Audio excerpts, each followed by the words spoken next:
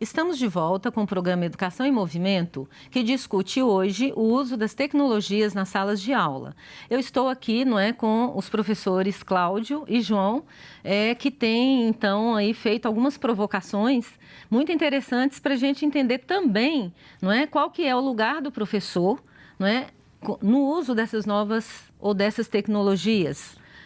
O professor Cláudio deixou isso aí, João, e eu gostaria... Pois é, eu acredito, Cláudio, Sandra, que se o processo, qualquer processo para mim, didático, metodológico, que afasta o professor, para mim não vale, para mim está anulado. Que é isso que o Cláudio falava antes, colocou. não é? Então, na produção de material, muitas vezes ele é afastado. O professor é esquecido, então, né? Na formação também, não é, professor? Na formação também.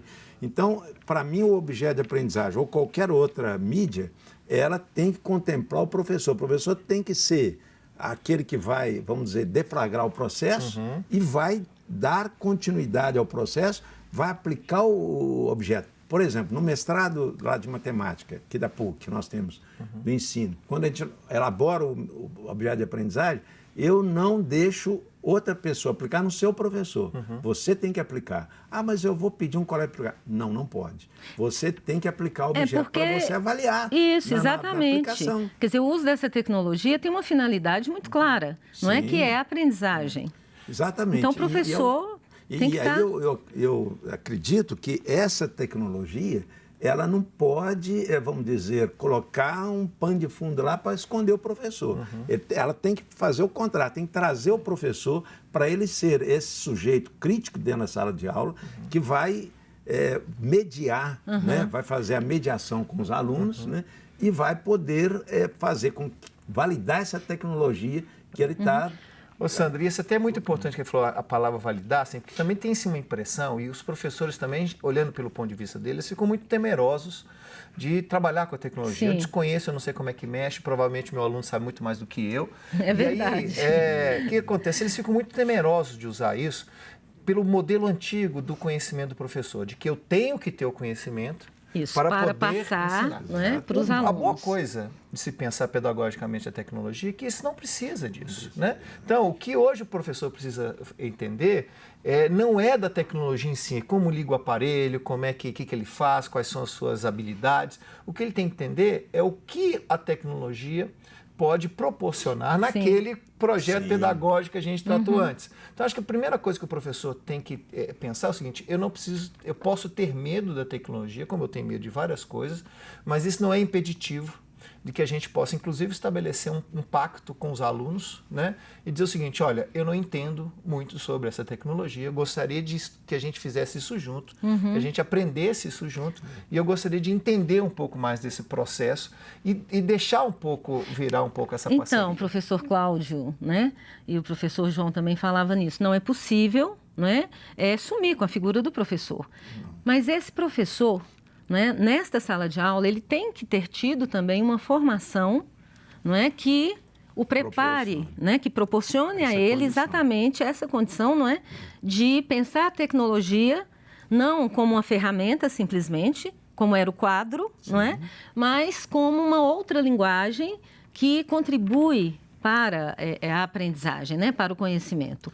E essa formação, como é que fica? Essa que é a grande questão, Sandra, porque nós temos o Marcelo de Carvalho Borba, que é um professor pesquisador na área de educação matemática, ele coloca o seguinte: em relação ao professor, nós temos dois tipos de zonas, zona de conforto e a zona de risco. Sei. Quer dizer, se o professor está na zona de conforto, quer dizer, ele usa uma metodologia só, ele tem uma aula expositiva, às vezes até muito brilhante, mas ele vai nessa aula expositiva apenas no sentido de um conforto preso a isso, dele, dele não desenvolver outras tecnologias. Nós poderíamos falar, além de conforto, até um certo comodismo? Sobre comodismo, sim, porque na zona de risco, o que vai acontecer? Ele vai desenvolver várias tecnologias e ele vai ter risco. Eu já tive risco na minha sala de aula. Umas vão funcionar, outras não. João Bosco, mas o que está acontecendo aqui? Esse gráfico aqui não está igual que está no livro. Então, olha, problema do software, vamos examinar aqui. O problema não é seu e nem do livro, o problema é que o software que não é adequado para resolver esse tipo de questão. E é interessante isso que você coloca, né? E que o Cláudio falava antes. Quer dizer, convida o aluno a participar do processo, e inclusive a contribuir, não é? Num momento como esses aí que você coloca, olha, o gráfico está aqui, mas não é como o do livro, né? Ou o que o Cláudio dizia, né? Não sabe, chama o aluno, porque de fato ele normalmente sabe mais do que a gente. É essa geração digital, né? Muitas vezes que a gente percebe, embora eu não tenha dados modernos para dizer isso, mas o que a gente percebe até pouco tempo atrás, que quando você olhava para a grade de formação do professor, você praticamente tinha uma disciplina sobre estudo para mídia ou para tecnologia, do estudo né? De tecnologia. O estudo de informática, né? Essas coisas. E aí, no máximo, você tinha um estudo com a tecnologia. Então, como é que eu vou usar o PowerPoint, como é que eu vou usar isso, etc. e tal. Hoje a gente tem que avaliar que, na realidade, esse D, que é como que eu vou fazer uma análise crítica sobre a mídia, que é muito difícil para um professor, porque geralmente é muito complexo, isso é muito da área da comunicação, isso não entra muito na área da educação. E o do com, que é somente instrumental, hoje está sendo suplantado por um educação para as mídias. Isso significa o quê? Que não adianta a gente pensar mais que esse jovem vai se manifestar só pela escrita. Ele está se manifestando pelas redes sociais, ele está se manifestando por um vídeo, ele está se manifestando por uma assinatura. Na sala de aula, né? Na sala a gente de aula. percebe isso. E isso é muito difícil, que a gente não percebe. Muitos cursos de pedagogia preocupados, na realidade eu acredito até que eles estão preocupados, mas eles acabam não tendo uma política interna para pensar esse assunto como uma questão transversal. Volto a dizer que isso eu acho que é um problema muito de medo, né? Eu não tenho conhecimento, eu não sei fazer, se eu não sei o conhecimento, eu não tenho como ensinar.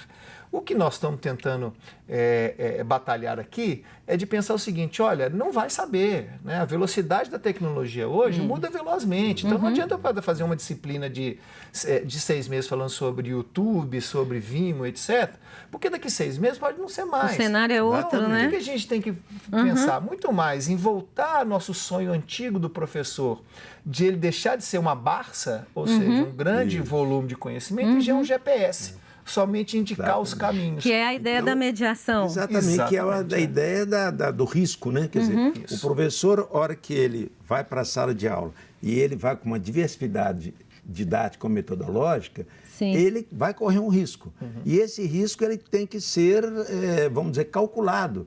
E tem que ter tranquilidade de colocar igual você colocou. Olha, você sabe mais do que tecnologia, você está na era tecnológica e eu não Nós não estava, somos né? a geração digital, né? Então, há essa preocupação. Agora, não pode também ser exagerado. Vamos dizer, numa pesquisa que uma aluna fez nos cursos de engenharia, os alunos chamavam o professor de professor PowerPoint. Por quê? Porque o professor, na primeira aula, a última, ele levava PowerPoint. Isso Quer dizer, aquele professor que sem o PowerPoint, ele não consegue dar aula, né? Aquele professor que só dá aula expositiva, no conforto, né? Sim. Para aquele professor do risco também, que acha que é risco, né? Dando aula só de PowerPoint, quer dizer... Na realidade, isso também só traz. Ele também entra muitas das vezes assim, com a ideia de, ok, você só altamente tecnológico. Vou ter só atividades onde os jovens vão descobrir o seu conteúdo. Eu gosto muito do ex-ministro português da Educação, né, no Crato, que ele fala o seguinte, olha, por outro lado, a tecnologia tem levado muito a uma espécie de pedagogia romântica, que também não funciona também. Como se uma aula expositiva já não valesse mais. Ou seja, como independentemente de PowerPoint, né, João? Se o aluno precisa ter algumas coisas decoradas, sim. E o professor precisa estar preparado para isso, né? Então, ele tem essa variedade, entre aula expositiva, o PowerPoint e uma atividade de campo. Viu, Cláudio? Quando lá no mestrado, os alunos vão trabalhar essa questão tecnológica, né? Ou sobre, né? O pensamento informático, fala assim, olha, não fala que eu sou contra a aula expositiva, não, porque existe a aula expositiva e existe o momento dela. Quer dizer, no início do processo, por exemplo, do conteúdo, uma aula boa expositiva é interessante. No final, para você fazer a síntese, também a aula expositiva funciona. Então, O que eu defendo é a diversidade de metodologias. E nesse sentido, a tecnologia ajuda, Sandra. Porque Sim. agora, se antes a gente tinha como diversidade só o PowerPoint, né? Agora nós e o temos quadro, hoje você tem outras né? possibilidades. Outros recursos. Tem um software em matemática que só o nome dele já dá a eficiência dele. Chama GeoGebra. Quer dizer, GeoGebra? GeoGebra. Geo, prefixo de geometria, e gebra, o sufixo de álgebra. Gebra. Ou seja, tudo Então, aquilo GeoGebra. que os meninos não gostam. Mas eles gostam, viu, Sandra? Mas aí, quando ele é colocado no desafio ele é do muito software, bacana. ele já fica interessante. Exatamente, porque ele é de geometria dinâmica. Então, por exemplo, você pega um triângulo e faz esse triângulo movimentar. Você pega um cubo, você faz esse cubo movimentar. Então, os alunos ficam interessados, porque, por exemplo... Ver a aplicabilidade da geometria e da álgebra. Porque ele acha que o triângulo retângulo é assim, só assim. Na hora que você muda a posição dele, ele continua triângulo retângulo, desde que um ângulo seja de 90 graus. Então, essa geometria dinâmica, olha o nome dela, ela já permite, né, dar uma dinamicidade à aula, a aula fica mais bonita, a aula fica mais... O professor pode intermediar mais. E interagir mais, não é, com este aluno. Olha só, você traz aí uma situação que realmente deve ser muito bacana, né? E convencer os meninos de que geometria e álgebra não são... Bicho-papão. Bicho-papão. E a gente, então, vai para mais um intervalo, né? E voltamos nessa discussão, não saia daí. Daqui a pouco estamos de volta.